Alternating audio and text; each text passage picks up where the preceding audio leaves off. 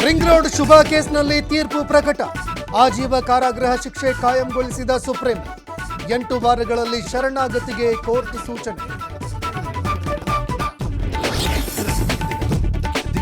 ಬಹುಭಾಷಾ ನಟಿ ಸರೋಜಾದೇವಿ ನಿಧನ. ನಾಳೆ ಚನ್ನಪಟ್ಟಣದ ದಶಾವರದಲ್ಲಿ ಅಂತ್ಯಕ್ರಿಯೆ. ಗಣ್ಯರಿಂದ ಅಂತಿಮ ದರ್ಶನ.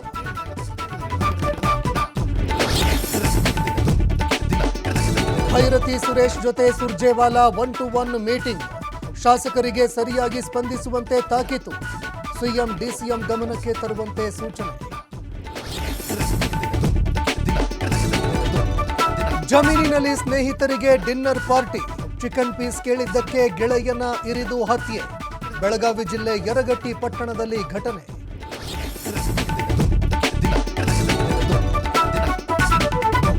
ಇಂದು ಭೂಮಿಯತ್ತ ಶುಭಾಂಶು ಶುಕ್ಲಾ.